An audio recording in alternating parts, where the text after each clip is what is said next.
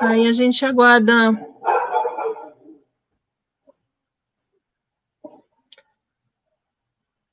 Coloquei.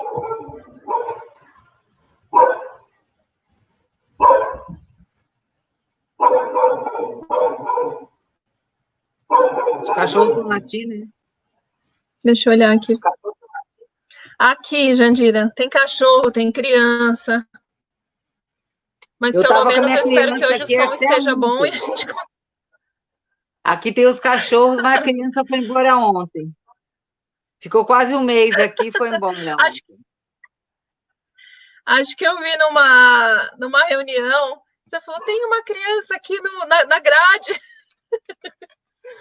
É isso, é uma atenção, né?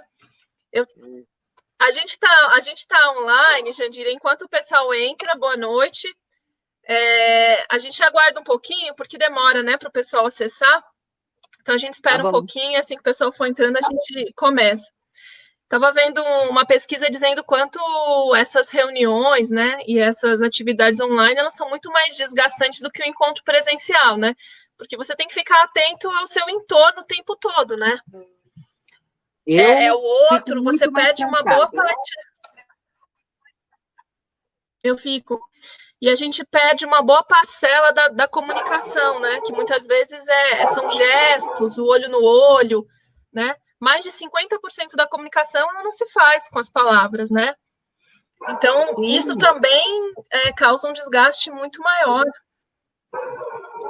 E é por isso que a gente fica tão cansado. Você está observando todo mundo, né? Exatamente. E nessas online não, tem o preparo anterior, né? Tem todo, o link, é o entorno, é o controle do barulho. O pessoal está entrando. Boa noite, Rita. Boa noite, Andréia. Ivanete, Cíntia. Se o som estiver bom e a imagem também, avisa a gente. Manda uma mensagem. A gente fez uma tentativa anterior que foi frustrada, mas essa a gente vai conseguir levar adiante. Com som de cachorro e tudo, Jandira. Sim. Tá bacana, Cíntia? E esse tempo também da comunicação, né?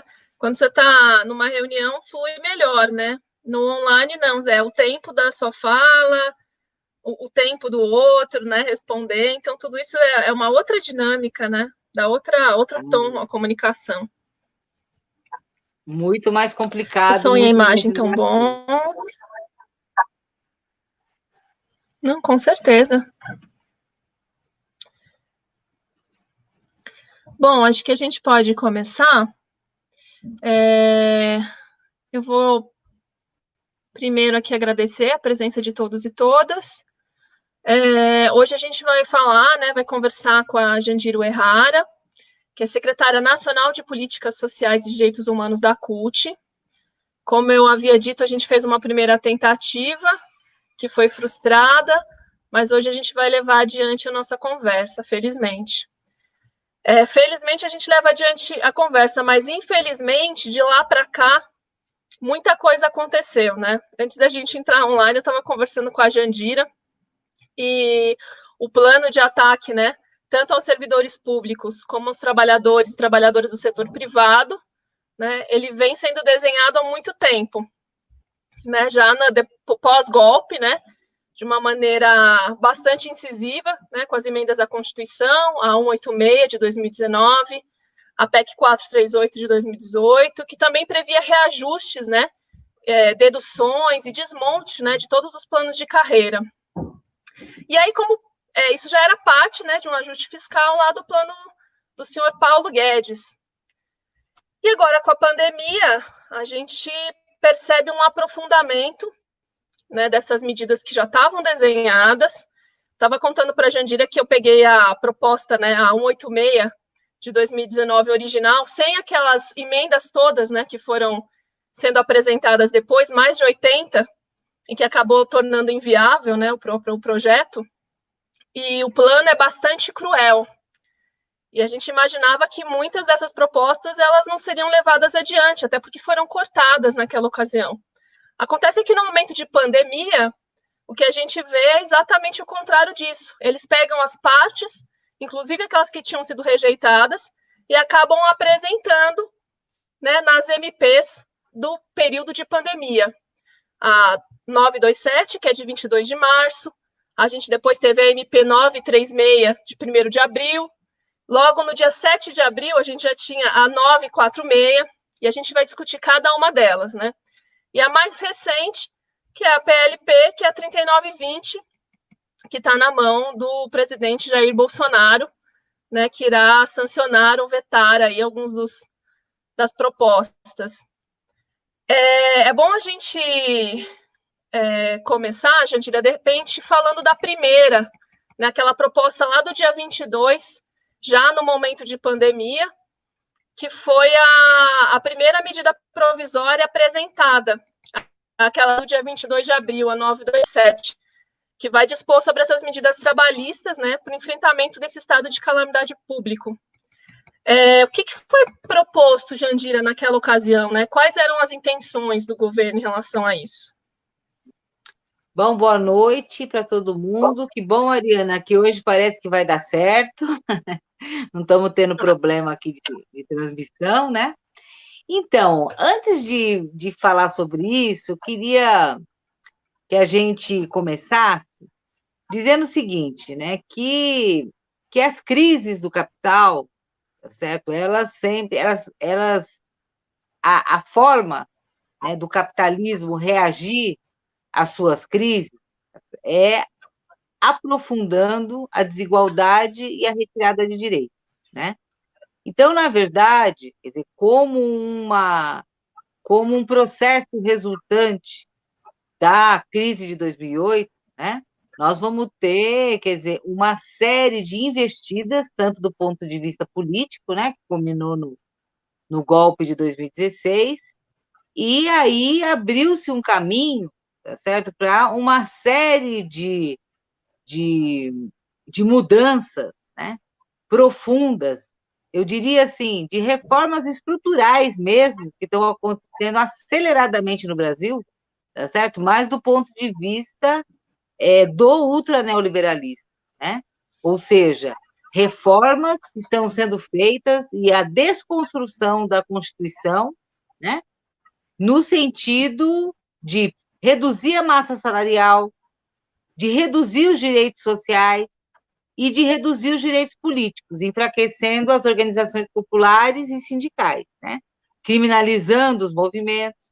E vamos lembrar, que eu acho que é uma coisa importante, que o neoliberalismo ele ganhou corações e mentes, né? No sentido de que uma parte da classe trabalhadora, né, foi ganha para a ideia, né, de que ela pode melhorar na vida a partir de seus próprios méritos, né? A meritocracia, o individualismo, né? Então, todos esses valores foram sendo cultivados, né, pelo neoliberalismo desde os anos 90. Né? E tudo isso agora a gente vê os efeitos, tá certo? Que esse conjunto de ideias, né, assim, a ofensiva ideológica, né, do neoliberalismo, ela tem, eu queria começar dizendo isso, porque isso tem um efeito muito importante sobre a maneira como as pessoas e como setores da classe trabalhadora pensam hoje o trabalho, as relações de trabalho, os direitos e, principalmente, as formas de organização e luta, né? Cada vez mais deixando de valorizar a ação coletiva, que é fundamental para a manutenção dos direitos da classe trabalhadora. Bom, isso já vinha de antes, né? E aí eu acho que um marco importante é a Emenda Constitucional 95, que isso não aconteceu em lugar nenhum do mundo, né? Que os investimentos sociais no Brasil estão congelados, suspensos por 20 anos, num país, quer dizer, onde o investimento social é fundamental para poder equilibrar as desigualdades sociais, e ali foi um marco, foi o primeiro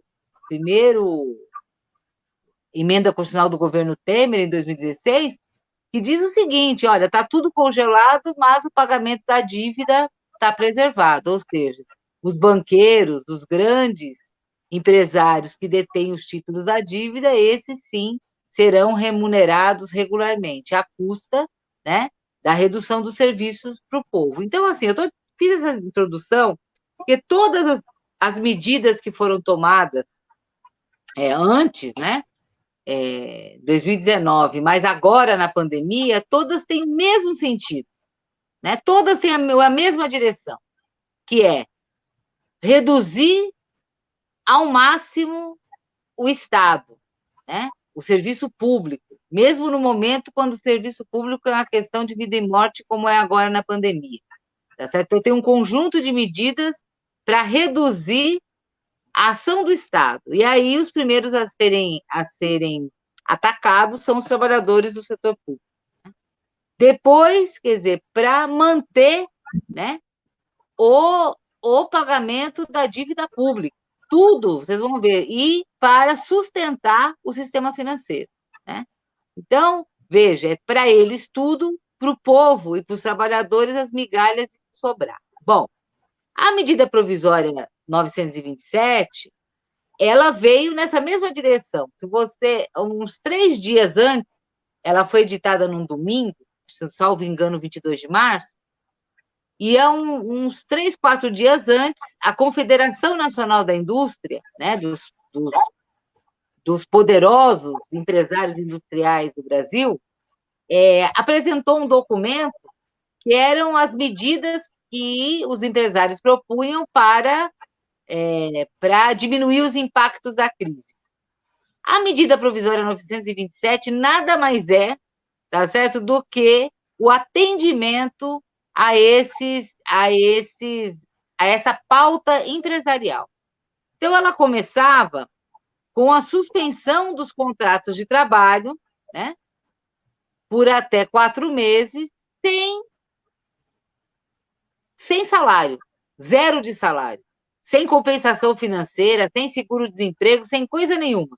Simplesmente se permitia a suspensão dos contratos de trabalho. Ela estava lá no artigo 18, isso era uma reivindicação da Confederação Nacional da Indústria. Bom, teve uma pressão muito forte, né, por parte dos sindicatos, por parte dos partidos de esquerda, das organizações, né, dos juízes do trabalho, dos procuradores do trabalho. Houve uma pressão muito grande e esse artigo 18 ele foi revogado, né? Mas várias outras medidas continuaram aí nessa 927, nessa MP. Por exemplo, a suspensão das exigências de fiscalização do trabalho. Os fiscais do trabalho, quer dizer, num momento fundamental de estar indo nos locais, né, que estão mantendo, né, a produção ou o serviço, para poder fiscalizar as condições, né, sanitárias, inclusive, tá certo? E não só, trabalhistas também, eles, pela MP, ficariam simplesmente com papel orientador, né? Ou seja, suspendendo seu papel fiscalizador, né? E também uma coisa mais grave ainda, né? A Covid-19, ela é descaracterizada nessa MP como uma doença ocupacional. Ou seja, todos aqueles que estão nos serviços essenciais, e aí não é só o pessoal da saúde, o pessoal do transporte, o pessoal que está trabalhando nos supermercados, nas farmácias, né? Se vierem a ser contaminado, isso perde, teria que comprovar o nexo com o trabalho, né? Bom, essas duas medidas sobre a segurança e sobre a questão de ser uma doença ocupacional, isso na semana passada o Supremo Tribunal Federal considerou inconstitucional, então não tem validade. Mas a MP continua no Congresso, tá certo? E tem outras medidas que estão colocadas lá, como a regulação do teletrabalho, a permissão para antecipação de férias, das férias individuais, com apenas 48 horas de antecedência, e o pagamento, né, do terço de férias só para dezembro, né, sair de férias, mas sem os pagamentos, né, do terço de férias. A concessão de férias coletivas também com 48 horas, tá certo? Sem necessidade de comunicação e negociação com sindicatos. O banco de horas, banco de horas para ser depois da pandemia, pago dessas horas, né? De quem está com o trabalho suspenso e outras medidas mais, né? Isso continua em tramitação, né? Então, veja, e outra coisa, né? O que é muito importante nesse momento são duas questões fundamentais. É a estabilidade do emprego, ou seja, ter um período de estabilidade do emprego grande, tá certo? Né? No mínimo 1 ano de estabilidade no emprego, como foi feito na Argentina, e a preservação da renda dos trabalhadores. Essa MP 927 já atacava integralmente as duas questões, tá certo? Além de não prever estabilidade no emprego, ainda suspendia os salários, né, e o contrato de trabalho por 4 meses, né? A redução de salário já é uma realidade, né, Jandira, com muitos trabalhadores da iniciativa privada, né? Aqui na cidade a gente vê que ela já está sendo aplicada, assim. Sim, porque a MP daí depois, acho que a gente vai falar da 936, né? A MP, quando entra, ela fica em vigor, entendeu? Até ela ser votada, ela continua em vigor. O que eu ia te perguntar é exatamente isso, né? O que a MP 936, né, ela coloca, né, para os trabalhadores e as trabalhadoras? Então, veja, como esse artigo que colocava a questão da suspensão do contrato de trabalho sem salário, tá certo? Foi rechaçado e o governo se viu obrigado, né, a recuar, eles editaram, então, a medida provisória 936, tá certo? Para tratar desta questão, né? E aí é um projeto bastante complexo. Eu vou tentar aqui explicar de uma forma simplificada, né?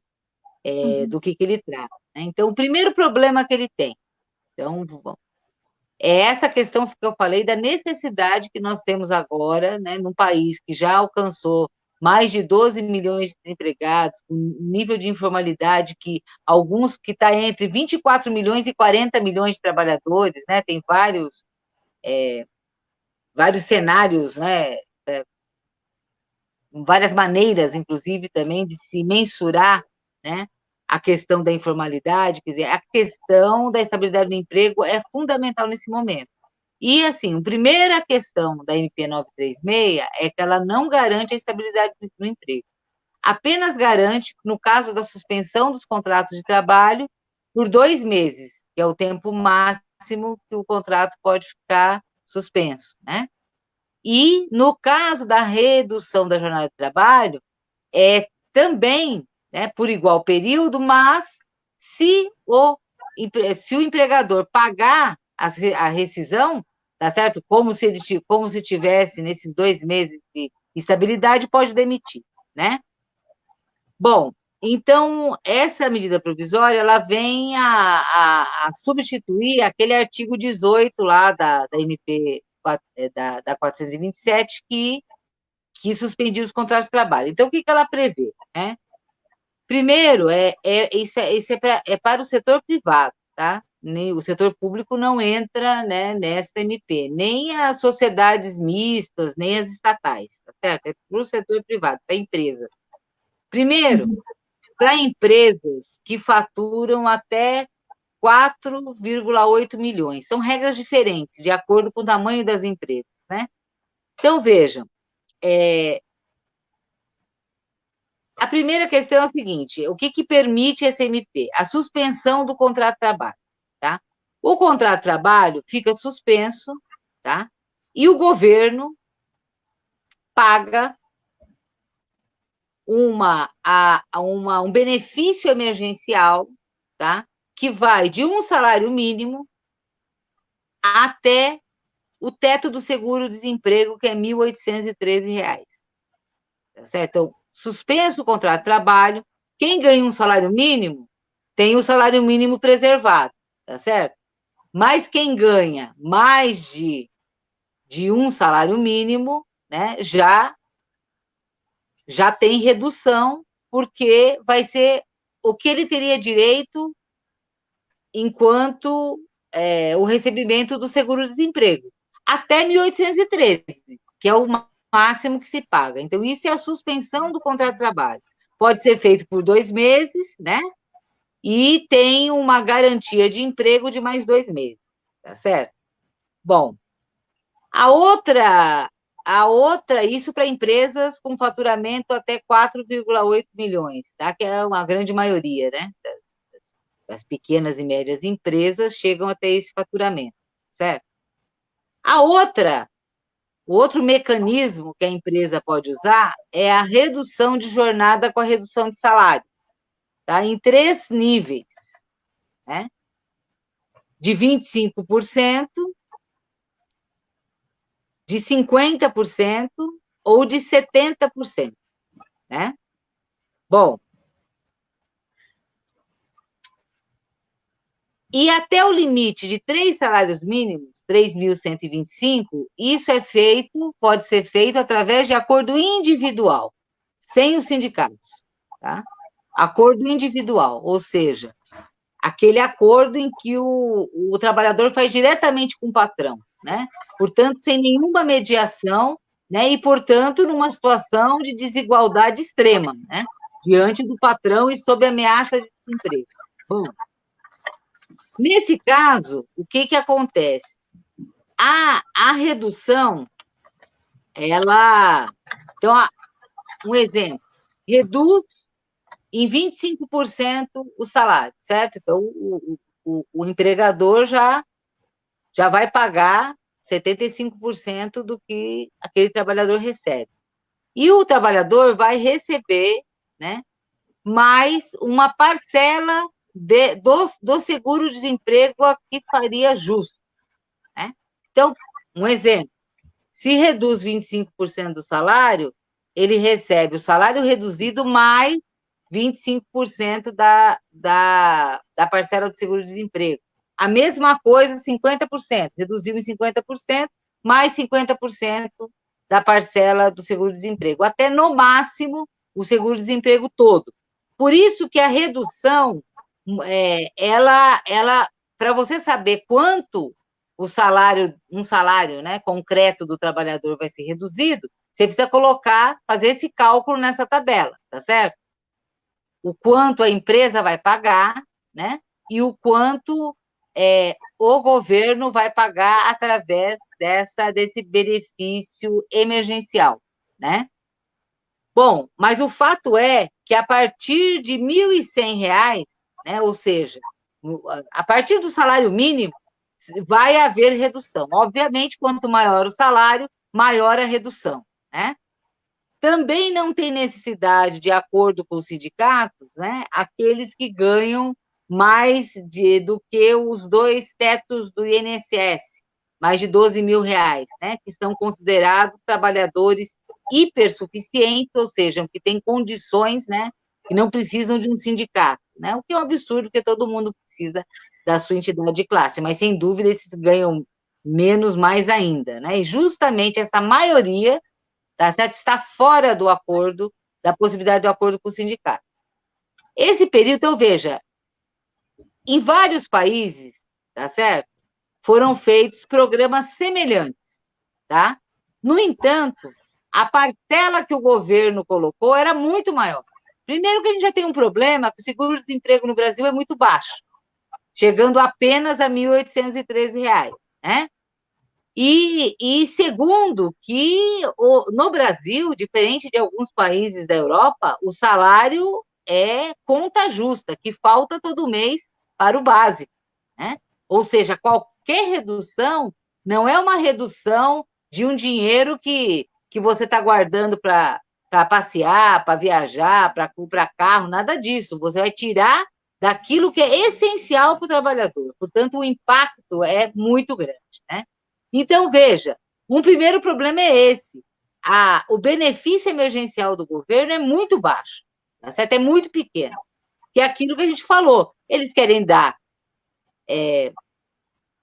privilegiar os empresários, tá certo? E os trabalhadores, olha, vamos colocar alguma coisinha aqui, tá? Né, que faz de conta que estamos investindo, tá certo? E quando o investimento tinha que ser muito maior. Então, veja, assim, os benefícios, vale alimentação, vale refeição, pagamento de plano de saúde, isso fica preservado, tanto na suspensão quanto na redução da jornada de trabalho. Agora, veja, no Congresso tem muitas emendas. Você tem uma ideia? Na noite que, eu não me lembro agora a data ao certo, mas que encerraram as emendas, tinha mais de 700 emendas. A MP.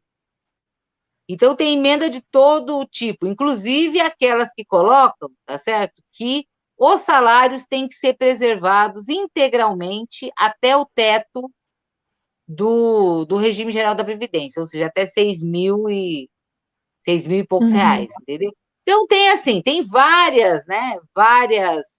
Várias modificações que estão sendo propostas, tá certo? O relator é o Orlando Silva, do PCdoB, né, que está fazendo a relatoria, e vamos ver como é que sai esse relatório e quais as mudanças, né? Eles estão acenando com algumas mudanças na questão dos sindicatos, tá certo? Dos sindicatos poder participar, o direito constitucional, né, do trabalhador de ter o sindicato mediando e negociando a questões de redução salarial, porque isso já consta na Constituição, né? Só que mediado pelo sindicato. O que eles fizeram também foi tirar o sindicato. E também algumas medidas de aumento do benefício emergencial, né? Agora, nada que me pareça suficiente, tá certo, para aquilo que o trabalhador tem que fazer jus, né? Que é ter a integralidade da sua renda, né? Que esse é o problema central. Jandira, o Lidney lembra que tem uma calculadora do Diese que ela faz esses cálculos das perdas, né, salariais, que você comentou, né? Exatamente. E mais do que isso, né, a gente pode imaginar, né, o que isso significa na vida real, né? Pensando que os aluguéis, por exemplo, são calculados com base no seu salário, né? No seu comprometimento salarial, de até 30%. Sim. Quer dizer, se você sofre uma redução salarial, isso tem um impacto gigantesco no seu orçamento, né? Como a gente viu em outros lugares, né, as remoções não param, né? Exatamente. Então, assim, elas continuam acontecendo, né? A gente vê reportagens o tempo todo na televisão, nos sites de informação, mostrando que famílias foram obrigadas a sair de suas casas. Então, continua judicialmente sendo executado, né? Famílias que tiveram perda salarial, que perderam empregos, porque a gente está falando dos trabalhadores que estavam empregados, né? Mas a gente pode falar também dos terceirizados, né? Que muitas vezes foram demitidos, inclusive, por municípios como o nosso, né? As merendeiras, as funcionárias que limpavam as escolas, todas tiveram seus contratos finalizados. Uma outra questão que eu queria colocar, você comentou sobre essa ajuda aos bancos, né? Eu acho que em seguida a gente vai falar um pouco da PLP 39 de 2020, né? Que aí o foco é totalmente nos servidores públicos. Mas é bom a gente lembrar, por exemplo, que a gente falou da primeira MP, a 927, que é do dia 22 de março, não é isso? Isso. No dia seguinte, no dia 23 de março, o próprio Banco Central, ele anunciou um pacote de medidas para injetar dinheiro no mercado, né? A gente lembra que, por ocasião da PLP 39 de 2020, né, a gente tem em torno de 125 bilhões, né, para estados e municípios. Só para os bancos, né, para o mercado financeiro, é mais de 1,2 trilhão, né, que é 17 e pouco por cento do PIB nacional. Então, só para a gente ter ideia, né? Não é a primeira vez, obviamente, que o governo socorre banco, né? Se a gente pegar lá em 2008, 2019, 2009, né, momento da crise, o aporte que foi dado aos bancos, né, foi em torno de 3,5% do PIB, que era a soma de 117 bilhões. Olha a diferença do que foi injetado, né, na ordem do trilhão agora. E aí eles vêm com essa história de que quem vai pagar essa conta toda são os servidores, né? E a contrapartida para você, no caso da PL P39 de 2020, a contrapartida para dar o dinheiro para os municípios e estados é exatamente sacrificar os servidores públicos, né, Jandira? Agora, você sabe que essa questão é isso, né? Para o sistema financeiro é tudo e para os trabalhadores e o povo, migalhas, né? É isso mesmo, né? O orçamento de guerra prevê lá 1,2 trilhões para os bancos. Para você ter uma ideia, o auxílio emergencial de R$ 600, que não chegou no bolso da maioria, né, das pessoas que necessitam ainda, né? Vocês estão vendo o problema enorme que está tendo na Caixa Econômica Federal para disponibilização do dinheiro, bom, enfim. Foi 12 vezes menor do que aquilo que foi para os bancos, né? Então, assim, é isso, é o sistema financeiro lucrando como nunca, né? À custa, quer dizer, da desgraça, né? À custa quer dizer, de uma calamidade, de uma catástrofe, né? À custa de milhares de mortos, é isso, né? Então, assim, essa mais do que nunca, né? Aquela frase, que eu não me lembro agora se foi do Marx, ou quem foi que disse isso, mas ou Brecht, não me lembro agora, o que é mais vil, né? Roubar um banco ou fundar um banco, né? Porque, na verdade, um sistema legal, legalizado, é o que tira dinheiro do povo, quer dizer, de uma forma absurda, né? Para não produzir nada, tá certo? O que banco produz? Coisa nenhuma, tá certo? Ganha às custas, quer dizer, de governos que são totalmente alinhados com o capital financeiro, né? E às custas do povo, né? Agora, veja, essa questão dos ataques, né, aos servidores públicos, tá certo? Eles, na verdade, veja, todos esses ataques aos servidores públicos, a tentativas de reduzir salário, agora de congelamento, né, de salários, de plano de carreira, tá certo? Congelar concurso público, né? Todas as medidas de ataques aos servidores, tá? Elas não são um problema de natureza financeira, viu? É preciso ficar claro isso. Não é um problema de natureza financeira. Os salários dos servidores, né, que, diga-se de passagem, eu estava comentando com a Ariana, eu não tenho aqui esse dado preciso agora, mas estudos, né, que a nossa confederação, a Confetan, que é a Confederação dos Trabalhadores de Administrações Municipais, né, já publicou vários, né, feitos pelo DIEESE e outros, tá certo? No setor público municipal, onde estão a maioria dos servidores públicos, tá certo? Professores, saúde, né? Serviços em geral, né? A média salarial é a mesma do setor privado, né? Não chega a 2.800 e poucos reais, é a mesma. Então, assim, não é o salário, essas questões, elas não são uma solução financeira, é de outra natureza. É o desmonte do Estado para preparar o terreno para privatização, que aí sim eles vão ganhar, tá certo? Privatizando cada vez mais o sistema de saúde, privatizando a educação, né? Entrando nesses setores, tá certo?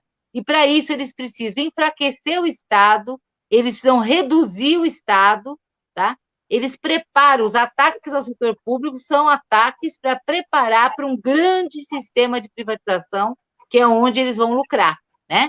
A mesma coisa a Previdência, tá certo? O que eles querem mesmo, eles ainda não conseguiram, mas já disseram que vão retornar, né? Que é o quê? Que é a capitalização, tá certo? Ou seja, quer jogar a Previdência, que é pública, na mão dos bancos, para os bancos trabalharem com o dinheiro que o trabalhador vai todo mês com uma poupança colocar ali. Então, veja, todos esses movimentos são movimentos, tá certo, que caminham para privatização, para desmontar o Estado para preparar a privatização, né? Porque, veja, obviamente, né, que fazer corte salarial em salários baixos, porque é uma casta, uma minoria minoritaríssima no setor público que tem altos salários, é um mito, né? Criaram esse mito, tá certo? Basta ver quanto ganha um professor nesse país, basta ver quanto ganha um técnico de enfermagem nesse país, né? Para ver onde é que está o salário da grande maioria, os administrativos, enfim.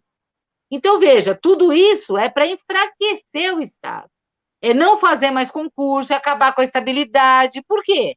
E reduzir salário. Tá certo? Com isso, você vai caminhando para um Estado cada vez mais mínimo e jogando esses serviços na mão da iniciativa privada para lucrar, tá certo? Em cima, quer dizer, do povo, que também ou terá acesso a serviços de péssima qualidade ou não terá dinheiro para acessar serviço algum.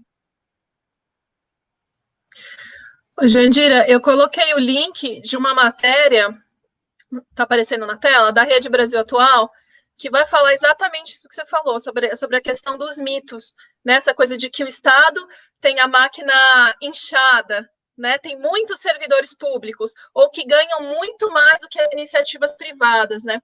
Se você pegar o gráfico, né, da posição do Brasil, é o contrário, assim, está muito abaixo, né, do limite que a OCDE determina, né, como seria a média de todos os países, né? O Brasil está lá embaixo, assim, quer dizer, todo mundo que é servidor público, eu não sei se todo mundo sabe, mas eu sou servidora pública, a Jandira é servidora pública, a gente sabe que faltam servidores públicos, né? Faltam servidores, e a gente sabe muito bem o quanto a gente ganha.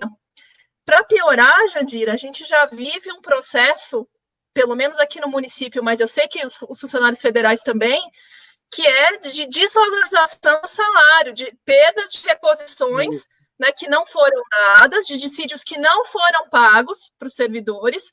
Né? Aqui em São Bernardo, a gente teve uma campanha, a nossa campanha esse ano, né, chegava a quase 7% só de perda. A gente não está falando de aumento real. Então, quando a gente diz, não, vamos congelar por 18 meses os salários, na verdade, você está falando de um salário que já está congelado desde 2016, que a gente vem só perdendo. Ou então, quando tem algum ganho, é aquele ganho parcelado em 3 vezes. Né? Então, assim, já vem de uma perda, né? Então, você pode não cortar agora o seu salário, mas se você diz que não vai ter aumento dali para frente, é um corte. Né? Isso tem um impacto na vida do trabalhador, que, em geral, isso que você falou, não ganha 12 mil reais, né? Não ganha 25 mil reais. A maioria ganha muito menos do que isso. Né? Um outro mito é essa diferença entre o salário da iniciativa privada, que a gente estava comentando um pouco antes, né, da live propriamente, e do servidor público. Né? As fundações, por exemplo, aqui no município, que administram a maioria do sistema de saúde, os cargos gerenciais, eles ganham muito mais do que um gerente, né, na iniciativa privada. É quase o dobro. Então, assim, tem alguns mitos que é preciso desfazer para a gente entender quais são o que está por trás de fato disso, né? Que é o que você falou, a questão do desmonte do Estado, do sucateamento dos serviços públicos, né? É você chegar e não ter o professor na sala de aula para o seu filho, né? Você chegar a não ter o atendimento no hospital público, para você falar, olha, tá vendo? O setor público, né, não serve para mim. Quem tem um pouquinho mais de condição corre para o setor privado, que é exatamente o que eles querem, né, Jandira? Exatamente. E você vê, o próprio Ministério da Educação tem lá propostas de voucher, né? Ou seja, de dar um voucher para a família colocar a criança em qualquer escola particular que tenha no seu município, né? Ou seja, eles têm todo um plano de privatização e de desmonte do setor público preparado, né? Essa questão que você colocou do número de trabalhadores do setor público no país é muito importante. E veja, esse ranking e essas necessidades, quem aponta não são organizações socialistas, não. Tá certo? É a OCDE, ou seja, são organismos, né, do capitalismo, tá certo? Que estão dizendo, este número no Brasil é muito aquém do necessário. Tá certo? Não são os socialistas que estão dizendo isso. Então, ou seja, até para os padrões do capitalismo, né, o serviço público no Brasil está muito aquém do necessário, né? Assim como o número de trabalhadores, salários defasados. Você estava falando, ganho, a gente não tem há muito tempo, quando muito se consegue a reposição da inflação. Esse é o quando muito se consegue. A maioria dos trabalhadores do setor público não tem carreira, né? Porque assim, a obrigatoriedade da carreira existe só para a área da educação, né? Graças às conquistas nos governos Lula e Dilma, né? Então ali, quer dizer, piso salarial, carreira estabelecida, é obrigatório para a educação. Os outros setores, a maioria não tem, né? E quando tem, é à custa, obviamente, da luta, né? Da luta dos trabalhadores, da organização sindical. Então, é uma situação, quer dizer, uma situação onde eles vão tentando, de todas as maneiras, atacar os servidores públicos, tá certo? De uma forma mentirosa, né? De uma forma a enganar e as pessoas, que o povo comece a repetir essas mentiras que acabam se tornando verdade, né? Então, verdades que a gente vê tanto trabalhadores da iniciativa privada agradecendo, né, preferindo esse ataque à redução salarial a perder o emprego, como se isso não fosse possível dali em diante, né? E você vê servidores públicos também dizendo que é preciso um sacrifício coletivo nesse momento. Eu escuto isso, assim, e vi em várias lives, quando a gente estava discutindo essas questões, as pessoas falam, não, é preciso de um sacrifício coletivo. A gente vive um momento de pandemia, né? O que custa tirar um pouco do seu salário, depois lá na frente. Isso não vai acontecer, né? E aliás, não é Não, necessário, né? não, e outra coisa, né? Aqui nesse país, quer dizer, todos os impostos, toda a arrecadação tributária, a maior parte dela, tá certo? Vem da classe trabalhadora, né? Então, na verdade, tudo o que sustenta, tá certo? E não é que sustenta o serviço público, sustenta também, né, o pagamento da dívida pública, tudo isso. Então, por que em vez de tirar dos salários, tá certo? Dos trabalhadores e das trabalhadoras, a gente não suspende o pagamento da dívida pública, né? Suspende o Uhum. pagamento de milhões dos juros, tá certo? Que consome bilhões por ano, né? Por que não se taxa as grandes fortunas nesse país? Por que não se taxa lucros e dividendos? E salários são taxados ali, né? No olerite, né? Ali na folha de pagamento, seu salário já é taxado. E, no entanto, tá certo? Os super ricos e os ricos desse país não pagam nada, né? Então, assim, tem de onde tirar, tá certo? Tem de onde tirar, sim, né? Para poder, né, complementar os salários de modo que os trabalhadores não percam a renda, tá certo? Fazer ajuda às pequenas e médias empresas, tá certo? Agora, as grandes empresas, as multinacionais, têm a obrigação, né? A obrigação de sustentar os salários nesse período de crise, porque esses sim, quer dizer, esses sim lucram bilhões, né? E bilhões que vão tudo para o exterior, de passagem, né? Então, qual que é o sentido disso? Tá certo? Para essas grandes empresas. Agora, as pequenas e médias empresas, né? Num momento de crise, então, aí o governo tem que se preparar para quê? Não é para socorrer as empresas apenas, é para socorrer os trabalhadores, tá certo? E manter a renda dos trabalhadores, que isso é fundamental. Mas, como vocês veem, por essas PECs, né?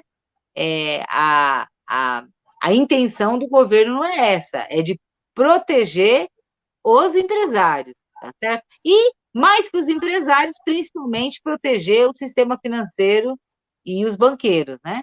Então, assim, quem sempre paga toda a conta é a classe trabalhadora.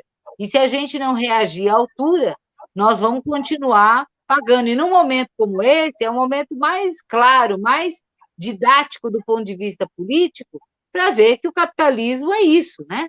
Que o capitalismo, quer dizer, ele é um sistema desumano, tá certo? Ele é um sistema, né, que só visa manter a sua taxa de lucro a qualquer custo, né? E o capitalismo não tem solução para a humanidade, é isso. Lula falou isso no discurso dele do 1º de maio, foi muito importante aquele pronunciamento dele, né? Dizendo, olha, o capitalismo não tem solução para a humanidade. Ou nós conseguimos mudar esse sistema, tá certo? Ou nós conseguimos transformar radicalmente, né? Uhum. Ou quer dizer, a propriedade privada vai continuar prevalecendo e o lucro sobre as vidas humanas. Não tem capitalismo bonzinho, né, Jandira? Não, e É, capitalismo, mais uma coisa, não morre de morte morrida, de só morte. morre de morte matada. E para matar o capitalismo, é só a classe trabalhadora organizada em movimento e em luta, consciente dos seus objetivos históricos. A gente vai falar um pouquinho sobre essa questão dos desafios da organização nesse momento.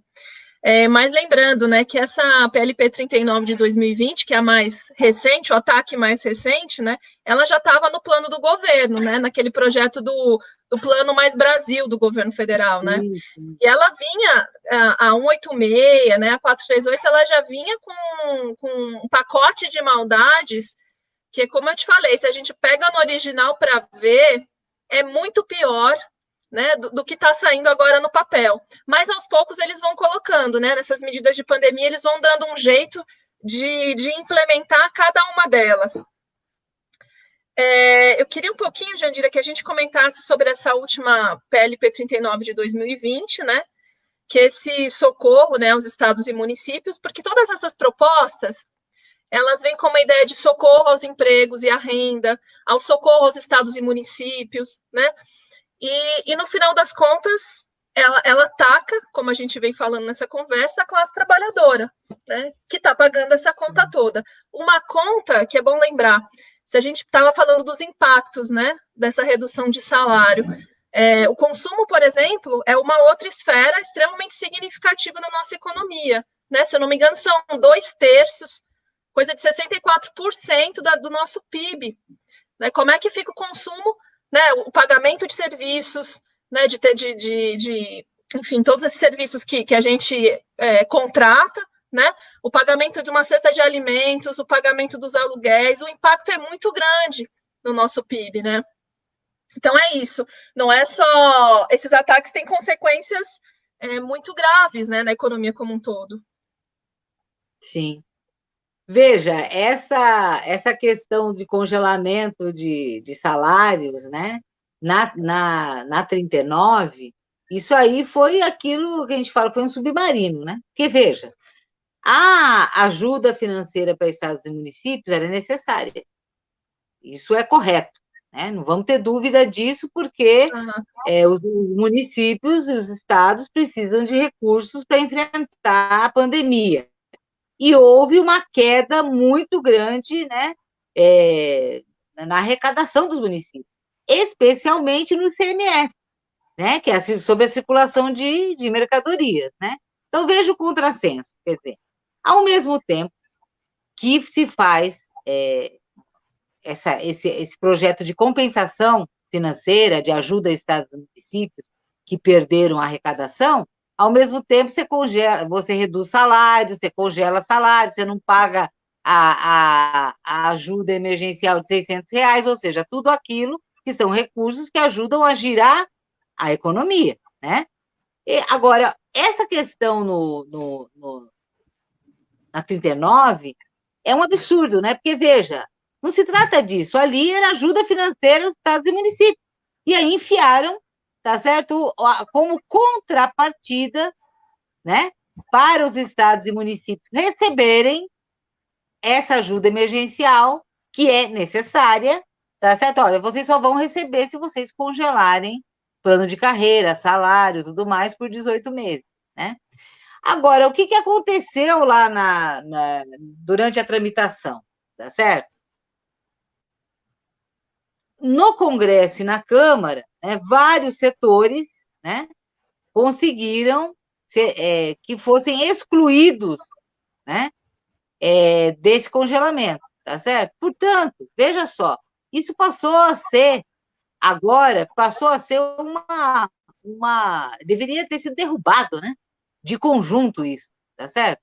E não pensado aqui e ali, olha, mas esse setor, agora a educação, agora entra esse, assistência social e tal. Porque, do ponto de vista a maioria dos trabalhadores, tá certo? Estão agora no artigo do não congelamento. Então, se tornou, assim, não existe nenhuma eficácia econômica. É aquilo que eu falei anteriormente. Todos esses ataques aos servidores, tá certo? Em termos financeiros, tá? Falando uma palavra popular, é merreca, tá certo? Isso aí tem muito mais um conteúdo de ataque político, tá certo? Político ideológico a uma categoria que eles querem acabar para poder privatizar do que algum sentido financeiro, né? Então, veja, é aquilo que você falou, no histórico, que a maioria dos trabalhadores do setor público não tem reajuste, quando muito tem a inflação, e a maioria nem a inflação tem há anos, né? Há anos.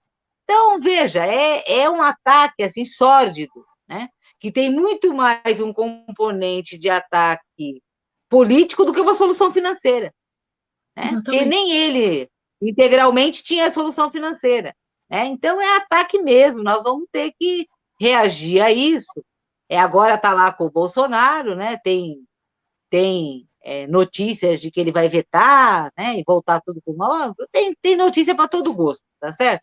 Mas independente do que aconteça, nós vamos ter que fazer uma luta no sindicato do servidor público, porque, e outra coisa, é tão inconsistente tudo que está ali, porque, assim, nem aquele conjunto de trabalhadores de serviços essenciais estão colocados ali.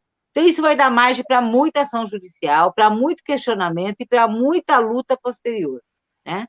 Agora, nós estamos num momento muito difícil, né? Que as coisas são feitas lá no Congresso, na calada da noite, de forma virtual, né? Sem que a gente possa usar os mecanismos de luta, né, os instrumentos de luta que a gente sempre se organizou, né, que é ir para a rua, tá certo? Que é ir para cima dos caras. Então, tá uma situação bastante difícil que a gente vai ter que se fortalecer para reverter esses processos que foram desencadeados aí com a crise da pandemia.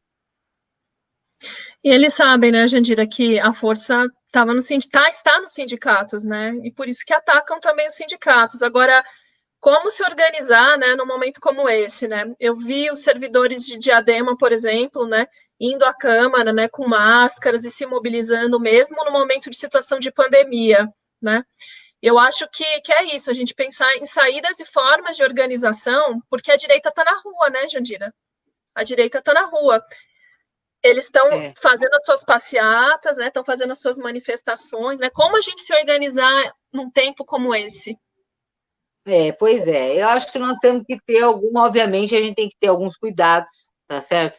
Tipo, aqui em Diadema,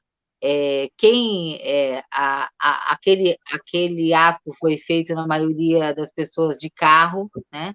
A maioria não entrou, quem Isso. entrou foi a direção dos sindicatos, conselheiros da Previdência, né? Porque ali foi o aumento da alíquota, né? De 11% para 14%, né? Que eles votaram, que a gente tinha conseguido impedir isso lá atrás, eles se aproveitaram agora dessa situação da pandemia para poder aprovar o aumento da alíquota, que é um confisco salarial, né? Que é redução salarial, tá certo? Então, ou seja, a gente já sofreu, né? Vocês já, São Bernardo já antes, né? Já vinha sofrendo, inclusive, processos de redução salarial com aumento das alíquotas previdenciárias, né? Eu acho que nós vamos ter que pensar, sabe, começar a pensar formas de fazer a luta, e também, você veja, o pessoal da enfermagem em Brasília tem feito ações bastante interessantes lá também, tá certo?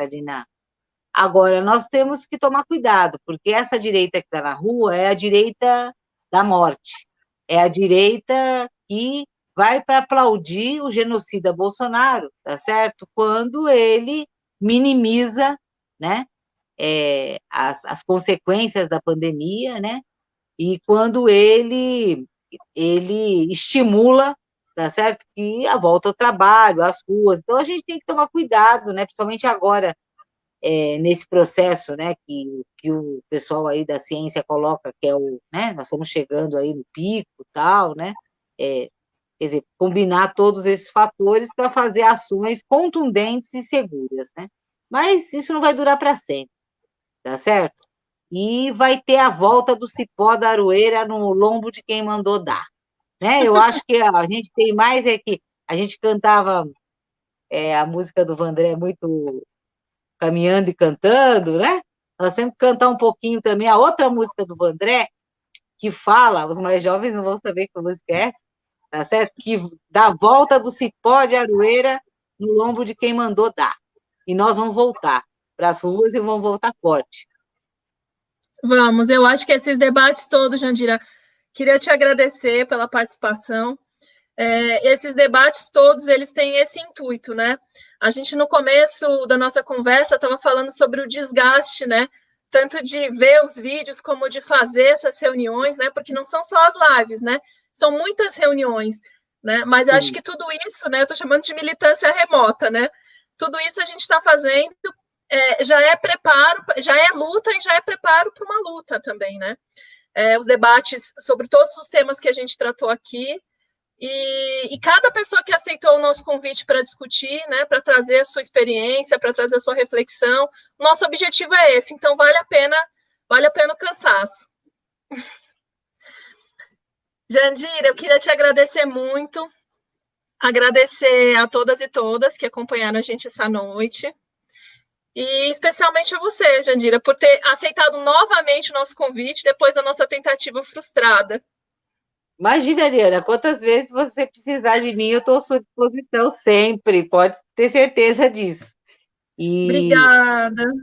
Então, eu queria agradecer e falar uma última coisa que não dá para a gente não falar. Gente, não tem saída com esse governo, não tem saída com o Bolsonaro. Nós temos que engrossar cada vez mais, né, as fileiras do fora Bolsonaro, né? Mas com uma alternativa política popular. Nós precisamos de fora Bolsonaro e eleições livres o mais rápido possível e em que Lula possa participar.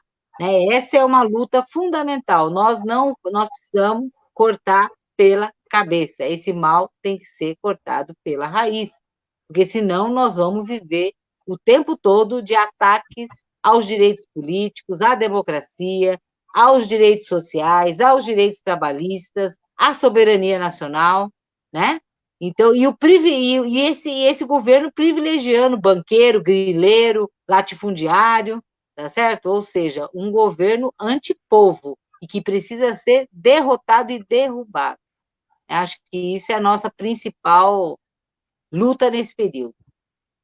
E obrigado por vocês que estão aí ouvindo a gente, tá certo? E quantas vezes você precisar, Ana, pode contar comigo. Eu vou pedir socorro. Jandira, na sexta-feira, a gente vai fazer um debate mais aprofundado sobre a questão da taxação das grandes fortunas, da reforma tributária, com a deputada federal, a Natália Bonavides, e a gente gostaria de convidar, né, a todos e a todas para participar com a gente. A gente sempre pede também para o pessoal adicionar a página, porque fica mais fácil a nossa comunicação, né? Para a gente não ter que individualmente sair convidando as pessoas que adicionam, né? Que estão a página. No Facebook. Exatamente. Eu sou péssima, faz um mês que eu não entro no Facebook, só fico. Eu vou entrar lá para curtir a página, pode deixar. Obrigada, Jandira. Um grande beijo, Obrigada um abraço a todos e a todas. Beijão. Tchau. Fora Bolsonaro. Fora Bolsonaro.